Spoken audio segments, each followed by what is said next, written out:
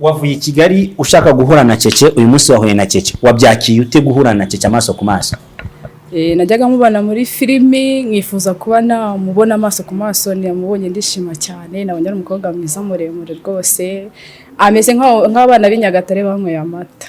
Hari nk'umuntu kera wigeze ambwira ngo ntago yakundana n'imfubyi, ngo ntago yakundana n'umuntu w'imfubyi, ngo buranga imfubyi ngo ziba zifite ibibazo byinshi, ngo ageze mu rugo ngo yabikura ku mutwe akabimuterekaho. Ni ukuvuga ngo rero iriya filimi ikintu twigisha nk'abana barerwa, bagomba kubaha ababyeyi babareze, kuko bugiye umuntu agutaraguye akakurera usanga aba yaraguhaye buri kimwe agufata nk'umwana we. Rero ubundi ino filimi ikintu nabonye twigisha nuko umuntu agomba kumenya inshuti babana.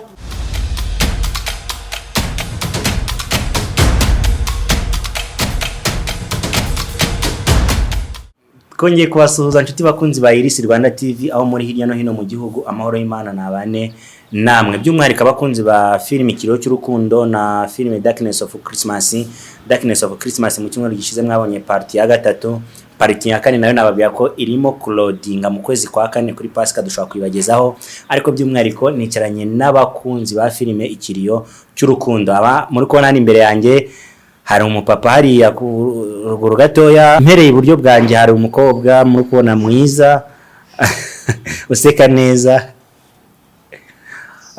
Agiye gutangira tubwira avuka, tubwire n'amazina ye. Ni karibu. Murakoze cyane, nitwagira amata Uwasemeri, mu rugo ni Kigali, nuruka mu karere ka Gicukiro. Mu by'umwihariko rero nkunda filimi Ikiriyo cy'urukundo. Murakoze. Murakoze nawe. Iburyo bwawe hicaye umupapa, ntekereza ko ni umupapa kuko yambaye impeta, niba ari n'umunimbaraza kubitubwira. Reka nawe atangira twibwira, tubwire n'ahavuka. Ni karibu. Murakoze cyane kutwakira kuri Iris TV Rwanda. Nitwa Dusengimana Japhet, ndi umupapa nk'uko bivuze, ndubatse, mfite umugore n'umwana beza cyane bakunda Iris TV, by'umwihariko Ikiriyo cy'urukundo na n'indi filime yageze icaho gake, Darkness of Christmas. Turabakunda vraiment, niyo mpamvu namwe mwadutumye natwe tukabitaba. Murakoze. David, uyu munsi turi kumwe nawe, uri kumwe na Giramata. Ubundi Giramata iyo wumvise izina Giramata ubyumva ute? Giramata ni izina rikaze cyane, dukurikije ibintu byo imico yo mu Rwanda.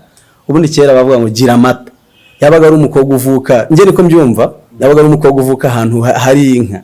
Ntago bakwitagira amata uri uvuka ahantu hari ihene, wapi ahantu hari inka.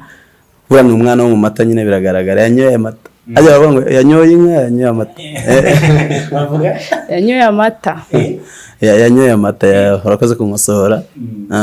Ayo mazina yose umuntu yakwise n'umwe? Niswe n'abantu batandukanye. Yego, papa wanjye, mama wanjye, musaza wanjye. Bishatse kuvuga iki kubona umwana w'umukobwa yitwa na musaza we cyangwa umuntu wavindimo? Yego, biterwa n'ukuntu wavutse usa, mutuba ko waravutse iwanyu bagukeneye cyane, bakishima cyane, bigatuma buri wese yumva yakifuza kukwita amazina. Ubwo rero mu rwego kugira ngo umuryango daterana ishyari, buri wese akazana izina bakarihuriza hamwe bakarikwita. Bishatse kuvuga ngo wavutse ukenewe cyane kuko cyane umwana wavutse akenewe. Yego. Gute rero dusubiremo kadusubira inyuma yawe mu kuvuka uko bakubare nk'ayo mateka, uburyo wavutsemo Giramata Mary, ukaza kugira amazina 3 ku bantu 3 batandukanye. Yego, urakoze. Navutse ndi umwana wari ukenewe cyane kubera ko basaza banjye nibo bari bakuru nkakurikiraho. Ubwo rero navutse papa nshaka, mama nuko, musaza wanjye avuga ati waduha agashiki kacu. Ubwo gihenziye barankunda cyane, bituma nyine buri wese yifuza kuba yanyita izina. Bafe, Giramata riboneka ahantu hakeya n'ahantu bagiye baryitara ibintu nagiye numva ngo Giramata. Hari na filime nigeze numva, hari n'ikinamico nigeze numva ngo Giramata. Ubundi wowe Giramata mubonye ute? Giramata yabana izina ryo muntu kabisa, ugereranyije n'uburyo asa n'izina. Ngiye ku giti cyanjye, burya iyo ngiye kuvuga nkunda gutanga urugero, nkavuga ati ku giti cyanjye, kuko buri wese burya agira uko areba. Giramata ngiye nabonye kabisa ahirwa umusore uzakora ya gahunda, mbese uzamwambika ring nk'iyanjye umudamu wanjye yanyambitse azaba atomboye. Ntabwo navuga ko asa na Bikira Mariya kuko nabibwiye arahari, ariko nawe navuga ko ari murumuna Bikira Mariya kuko Bikira Mariya ngo ari umugore mwiza utangaje, ariko nyine buriya Bikira Mariya niba ari mama n'umugore ubwo nawe ari inyuma yabo ho gatoya. Murakoze.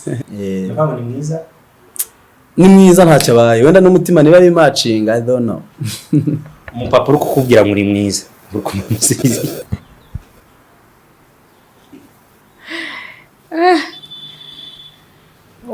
ubundi umuntu avuga ko ari mwiza bitewe n'uko wamubonye. Hari igihe muba mwaganiriye ukamukunda ukavuga turiya mwana ni mwiza. Reka tugaruke inyuma gatoya. Umuntu yakumva ngo rimwe waryiswe na papa wawe, irindi na mama wawe, irindi na musaza wawe, umuryango wawe mbese uvuka mu bana bangahe? Muri make ugiye kwibwira nk'umuntu wambwira ngo uri muntu ki? Umuryango wanjye tuvukamo turi abana 6. Basaza banjye 3, nanjye, hanyuma na barumuna banjye 2. Nabo n'abakobwa. Bakaba ari umukobwa wavutse ndi mukuru. Ngo wavutse bamaze kwiheba yuko n'ubundi wa kanaraza ari umuhungu nawe. Wabitomboreye umukobwa. Yego. Wabyakiriye ute rero gusanga abasaza bawe ari abahungu, undi bakuna kuvuga ngo umukobwa wakuriye mu bahungu nta parido ngo bamudiha? Ndiye nabyakiriye neza, abasaza banjye barankunda, turubahana, nta kibazo. Biraba babeshya rwose, biterwa n'umuryango wavukiyemo n'ukuntu mwubahana na discipline wanyu baba barabatoje. Hanyuma inshuti bakunzi ba Iris Rwanda TV mwe muduteze amatwi, turi kumwe n'abakobwa n'umukobwa n'umuhungu. Umupapa kabisa. Ariko nta bantu bakubwira ko warongo ukiri muto. Ntaho bihuriye burya kurongora ukiri muto no kurongora ushaje bambukoze kuko umuntu yashaje ndumva ngo yaciyeho yatuvuyemo. Bo benshi bajya nk'ubu nkweme impeta gato tugahura wakumva ko ndi umusore ariko ndi umupapa nkuko nabivuze, ariko benshi bajya bambwira ngo narongoye nkiri muto. Biterwa n'ubuzima buryo umuntu abayemo, ntabwo umuntu apfa gufata umwanzuro, hari ikibitera. Swat urukundo, swat amahitamo yawe, biterwa n'igihe. Burya ntuzabwira umuntu ngo watinze kurongora utamuzi, cyangwa warongoye uri muto utamuzi. Umuntu agira impamvu ye yihariye bwite. Tukira akatugaruke ku buzima bwa Gugu muri filime. Gugu numwe mu basore bakoze ari imfubyi kuri papa we, kuko papa we ntiyamubonaga, amaze gukora mama wahita apfa. Tugarutse aho ngaho tukatinda gatoya. Ubu wagiriye nama Gugu yakabaza n'umugore ari wabo mu cyaro, ese koko yakagiye gushaka ubuzima mu mujyi nk'umwe mu bantu bakurikirana filime Ikiriyo cy'urukundo? Nihe nama advice wahereza Gugu? Nkunda kuvuga ngo ku giti cyanjye cyangwa nkurikije uko mbibona, inama namuha ku giti cyanjye nkuko nundi yaza akamuhereza inama nayo ku giti cye. Inama naho Gugu ku giti cyanjye, ariko ako kantu kumve neza. Nka Jafeti namubwira ati burya n'ubundi ubuzima ndabona umutwe umwe utigira inama. Niba ufite umuntu ugukunda nkuko tubyumva, urabona muri Gugu aba afite umukobwa wamukunze, ko ngiye ndabakurikirana cyane buri agace ku kandi. Uriya mukobwa rwose abona yumva amukunze neza, bafatanya urugendo. Uti bafatanya urugendo. Jafe, tukiri aho ngaho, nk'umwe mu bantu bafite umugore, wazanye umugore umuryango wazanye umugore umaze gukundana n'abakobwa bangahe? Mbo ntabwo ari ibanga, ntabwo ngiye nakundaga gutereta cyane. Ariko warakundwaga? Mbo ntabwo mbizi niba narakundwaga, ariko narakundaga. Yes, nakomeje kubibabwira ngo ni kuri Iris Rwanda TV, turi kumwe na Smart People Drinks Forward Investment Group Limited. Nimwe muri company zenga ikinyobwa ijambo mubasha n'umubasha, kandi bafite igisembe n'ikidasembuye. Ushaka kugira ngo ube wagira depo yabo aho waba uri hose, bahamagare kuri 0787808813. Ako karagaciyemo. Yes, muri filime Ikiriyo cy'urukundo ukunda nande? Ukunda abantu bangaye? Ndabizi ukunda filime Ikiriyo cy'urukundo. Abakinnyi bose urabakunda? Ukunda abakinnyi bose ndabakunda, ariko cyane cyane nkunda Cece. Yego. Wavuye i Kigali ushaka guhura na Cece, uyu munsi wahuye na Cece, wabyakiye ute guhura na Cece amaso ku maso? Najyaga mubana muri filimi, nkifuza kuba namubona amaso ku maso, niyamubonye ndishima cyane. Nabonye ari umukobwa mwiza muremure rwose, ameze nk'abana b'Inyagatare banyweye amata. wavuze uti twongeye kugaruka inyuma gato ku muryango wawe, kandi nanone inyuma ya mikoro wambwiye uti yaba filime iyo mbihuje n'ubuzima busanzwe bwanjye, hari aho numva ko ari ishusho y'ubuzima nshobora kuba naranyuzemo cyangwa se nkabigarukaho nkumva bintushije ku mutima. Filime Ikiriyo cy'urukundo ni imwe mu mafilime ishingiye ku buzima bw'umwana w'imfubyi, igashingira no ku mukobwa uvuka mu bantu b'abakire, igashingira no ku mukobwa w'umugome warwanyije wa mwana w'imfubyi. Ubifata ute, ubihuza ute, mbese ubuzima bwawe gerageza kutubwira muri make nk'ubuzima bwawe. Urakoze Google. Ni ukuvuga iyi filime ngiye iyo nyirebye nkayihuza n'ubuzima busanzwe, ndareba nkabona koko ibintu bikinwa ni ibintu biba muri sosiyete isanzwe. Ukuntu nka kuriya mbona gukina ari umwana w'imfubyi akihangana, abana benshi muri iki gihugu hari igihe baba ahantu babarera, urugero wenda iwabo barabyaye bakabajugunya, ugasanga nyine hari umuryango watoraguye nk'umwana akamurera, ariko hari igihe bamurera ugasanga yitwaye nabi bitewe n'ukuntu wenda urugero bamureze. Ni ukuvuga ngo rero iriya filime ikintu twigisha nk'abana barerwa, bagomba kubaha ababyeyi babareze, kuko burya umuntu agutoraguye akakurera usanga aba yaraguhaye buri kimwe akagufata nk'umwana we. Rero ubundi ino filime ikintu nabonye twigisha nuko umuntu agomba kumenya inshuti babana. Ese waba warakuriye mu buzima nk'ubwa Gugu, ubwa Hafi, ubwa Cece, ubwa Toni cyangwa ubwa Cece? Wakuriye mu buzima bwiza? Yego. Uri umwana mu bisubizo? Ntabwo nari umwana mu bisubizo cyane, ariko urebye nta bibazo nahuye nabyo nyine. Yego. Kuri iki gihe cya none wabwira ko abana b'abakobwa bakitwara Hafi bakagira umutima mubi? Inama nabagira nyine, urebye nabagira inama yo kureka umutima, urebye igihe tugezemo ntabwo ari igihe cyo kwitwara nka Hafi, ntabwo ari igihe cyo kwitwara nka we pe. Inama nabagira ni ukwisubiraho, umuntu nyine akagira umutima wa kimuntu, biriya bintu akora ntabwo ari byo. Gira amata. Ufite papa na mama? Yego, mfite papa na mama. Niwe mubyeyi ukunda cyane kuruta abandi bose? Mama wanjye. Mukundira iki? Mama wanjye ni umuntu ngira ikibazo icyo ari cyo cyose nkamubwira agahita akinyemurira. Tukugarutseho gatoya, ni ikihe kintu cyaba cyarakubabaje mu buzima bwawe kuva wavuka kugeza uyu munsi wa none, iyo ugitekereje cyangwa ukakibuka gihora kikubabaza cyane? Ni igihe kimwe 2015 ku itariki 4 z'ukwa karindwi. Yego, mama wanjye yantumye kugura miti ku muhanda, umwana ntiribuye hano, mara nk'umwaka nyine ntiga, mfite n'igikomere. Niyo mpamvu yonyine ufite? Yego. Hey. Akari neza, kandi amana atwese. Niyo mpamvu yonyine ufite? Yego. Ni ukuvuga ngo? Ni ukuvuga ni cyo kintu kijya kimbabaza cyane cyane. Ni ukuvuga ngo ku mubiri wawe ufite? Mfite inkovu hano ku munwa nyine natewe n'uwo mwana. Imwe yonyine? Yego. Katugaruke kuri Buffett cyangwa se Japhet. Japhet wambaye agapira ka Musanze Art Studio. Japhet, wambaye agapira ka Musanze Art Studio, ntabwo byanze kunze n'ibiganiro by'ubwenge ni byiza. Ubundi Musanze Art Studio ni imwe mu nzu ikorerwamo, naho twicaye by the way, ibishushanyo muri kubona hari inyuma ni ibyo bakora ibintu bijyanye n'ubugeni. Buffett, nk'umwe mu bantu noneho bagira amahirwe yo kureba filime Ikiriyo cy'urukundo, ni ubuhe buzima bwawe usanisha n'umwe mu bakinnyi ba filime? Ubuzima bwa Gugu nubwo bidasa neza, ariko bijya gusa n'ubuzima wenda bwanjye ho gato, kuko nakuze mfite umubyeyi umwe nagiye kumenya ubwenge atagihari. Papa ari pasiteri, turabarokore, turabakristo, atwigisha umuco.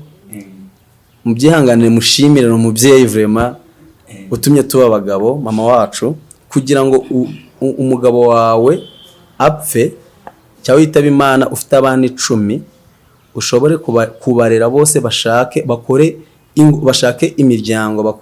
Ni ikintu gihenze. Urumva rero impamvu nkubwira ngo ubuzima bwanjye bwabaye nk'ubwa Gugu, twakuriye mu buzima butandukanye bubi bitari bwiza.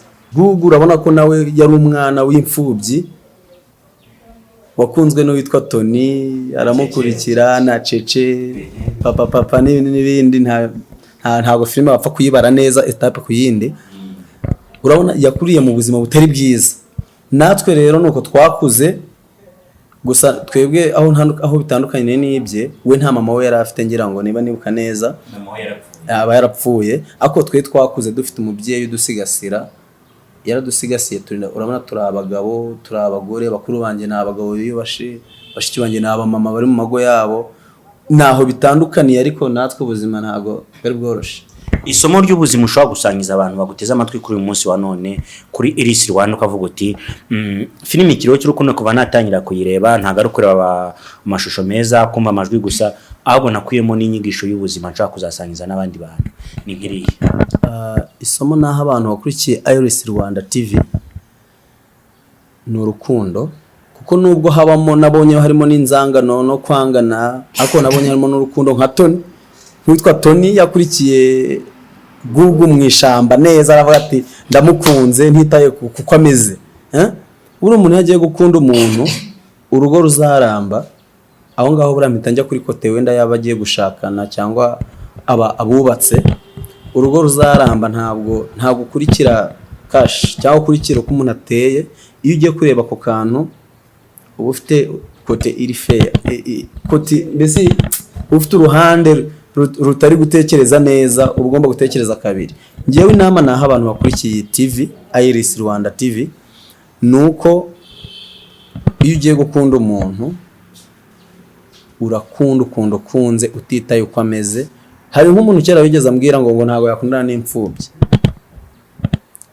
ngo ntago yakundana n'umuntu w'imfubyi, ngo buranga imfubyi ngo ziba zifite ibibazo byinshi, ngo ageze mu rugo ngo yabikura ku mutwe akabimuterekaho. Urumva? Ariko iriya filime vraiment yaratwigishije, yatweretse ko umuntu n'umuntu. Wera ntago tuzi ibice bizakurikira, turabitegereje, kandi nzi ko ari vuba nk'ubu twaje muri studio dusanga muri gushutinga, ntago biteye amatsiko. Ngiye abantu ndababwiye ati abantu bayikurikira, ewana mu bested, ewana hano filime ni umuriro, izabiryoshe kabisa nkurikije uko nabibonye. Ariko iyi filime ifite message. Nk'umwe mu bantu bahuye n'abakinnyi ba filime Ikiriyo cy'urukundo by'umwihariko kuri Iris Rwanda TV, uyu munsi wa none nagize amahirwe yo kuhura nabo bari muri shoot, bari kwactinga, ukuntu babimeze, wabibonye uti? Ibintu ko nabonye ari fayi, nabonye ra filime ewana ni nziza. Nabonye abakinnyi banyu kabisa bari talented, bafite tara, nabonye ari byiza, nabonye mukinira ahantu heza, nabonye ibintu byanyu birateguye, ntago ari ibintu mbese byo gupfa gutekereza ngo muhite mukora, ntago ari inkinamico izarebwa ngo itirangira. Ibintu byanyu bifite message, bifite ukuntu byubatse, bifite ukuntu byakubaka urubyiruko n'ababyeyi muri rusange, mbese n'igihugu muri rusange. Ubundi wowe urukundo nk'urwa Tony ushobora warugira? Urukundo nk'urwa Tony narugira. Kadusubira inyuma gatoya, nk'umusore wifuza mu nzozi zawe ko yazakubera umugabo, mumeze ute? Nifuza umuhungu muremure w'igikara ufite imibiri yombi. Yego, umva rero wa mbere umugabo. Ku bijyanye no kuba yariyubatse, amashuri, buri kimwe cyose? Oya, yaba yarize atarize, mbese ari imfubyi nta kibazo kuko namukunze. Yego. Bivuze ngo ntabwo ushobora gukunda umusore mugufiya nka Gugu? Gugu ntabwo ari mugufi, kereka mugufi kuri we. Gugu ntabwo ari mugufi, kereka ari mugufi kuri we. Yego. Kuri biza ko umusore w'igikara? Cyako yanjye ndi inzobe, bifuza w'igikara ntabwo nshaka inzobe nkanje. Bagwaye umuntu utarasomye, utazi gusoma no kwandika, ukaba ari uhitamo ngo akubere umugabo, ugasanga ntabwo azi gusoma no kwandika, wabyemera? Nabyemera cyane. Nta kibazo naba mfite, upfa kuba afite iyo kondisiyo yujuje, upfa kuba atari mugufi cyane nyine ku rwego rwo kuba afite wenda mugufi ariko aba yadazi gusoma cyangwa kwandika nta kibazo. Umaze gukundana n'abasore bangahe mu buzima bwawe? Hari muri filime tubona Hafi yamaze gukundana n'abasore barenze umwe, Kevin amaze gukundana n'abakobwa barenze umwe, Jafet akuye kamaze gukundana n'abakobwa yakundanye n'abakobwa barenze umwe, umaze gukundana n'abasore bangahe? Njye maze gukundana n'umusore umwe. Myaka ingahe? Umwe. Turacyari kumwe. Turacyari kumwe. Ijambo rimwe kuri n'abakobwa bake bemera ko bafite aba boyfriend. Ngenda byemera ndamufite. Utegereze proposal no kunywa hafi ahangaha. Nakaye kantu kagushimisha mu buzima bwawe iyo ugatekereje kuvuga uti wow always? Iyo nishimye cyane, urugero ndi kumwe n'inshuti zanjye turi kuganira mu Varisa. Inshuti ushatse kuvuga?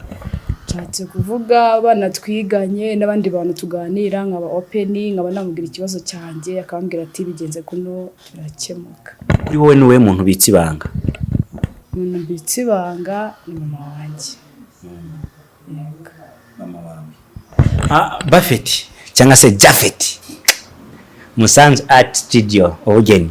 Dushimiye cyane by'umwariko urugano Virunga Paris mu karere ka Musanze, hamwe mu hantu ushobora kujya wasohokanye n'umukunzi wawe cyangwa se wakoze ubukwe ukaryoherwa. Ni urugano Virunga Paris, bagutekera ifi, inkoko, buri kimwe cyose ari there. Lipia Restaurant nayo mu mujyi rwagati wa Musanze hafi na ADPR Fund Investment Group Limited, bafite ikinyobwa cyiza. BNB Bed and Breakfast nabo bafite amacumbi yo kuraramo meza, apartment no hejuru. Dufite Susa Garden Restaurant, Susa Garden Restaurant hamwe mu bantu bafite na sale bakajyana na jardin nziza, hamwe mu hantu ebana ibiciro byaho noneho ni byiza kandi urahajya nta rusaku na rumwe uhora narwo. Uri kumwe na Jafet, ngiye kuguha microphone umubaze ikibazo kimwe cyangwa bibiri, nakwaza ibibazo kimwe cyangwa bibiri, ubundi dusoze. Murakoze cyane Jafet, nikubona bwa mbere ngeze hano nabonye wanyishimiye. Nihe mpamvu wambonye ko tunyishimiye? Wabonye nakwishimiye? Bona kwishimiye nibyo wabibonye koko, ariko impamvu nakwishimiye nta yindi byihishe inyuma. Bamaze kunyereka ko ariho tujye kuba twakorana ikiganiro. Warebye ubona bwa mbere nakubonye ubona nagukunze, nakwishimiye. Wavuze ese gukunda cyane ukwishimira? Navuze kwishimira. Nanyize ngo wabonye nagukunze. Neze ngukunze bwo hari ikibazo? So uri umuntu sinagukunda. Mbona kwishimiye nibyo, kuko ntabwo wajyana n'umuntu mu modoka imwe cyangwa mu kigare kimwe kandi muri kuganira ngo umwe agende yakambije impanga undi agende yishimye. Nakwishimiye ko twa tugiye guhura kuri Iris TV Rwanda, tugiye gukora ikiganiro kimwe.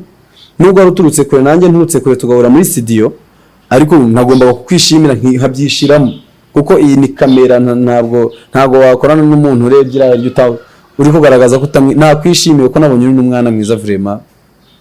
Nicyo nagusubiza. Mubaze nawe.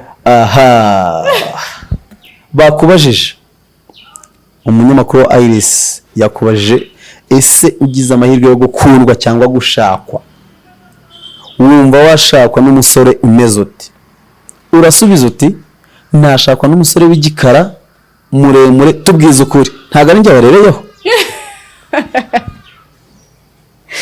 Oya, ntago ari we nagendeyeho, kuko n'ubundi boyfriend wanjye ni muremure n'igikara. Ushatse kuvuga ko dusa? Wankunze rero. Wowe nimero y'umugore wanjye mubwire. Bivuge ngo wowe nimero umubwire ati umugabo. Ntago musa, wenda murabeshya. Umuhe nimero y'umuhamagare ati Jeri, nawe ni muntu wankunze. Ngiye mu nimero. Ahubwo nshaka umuhamagare nona. Tuvugane nona. Ahubwo ngiye kumuhamagara. Mubwire ati aha hari umukobwa uzabona mu kiganiro. Ari kuvuga ko yankunze, ko ashaka umugabo umeze nkanjye. Ese mu nimero murumuna wanjye. Muhamagare. Telefone yanjye yazimye, ariko reka turaza kumuhamagara nyuma y'ikiganiro nta kibazo.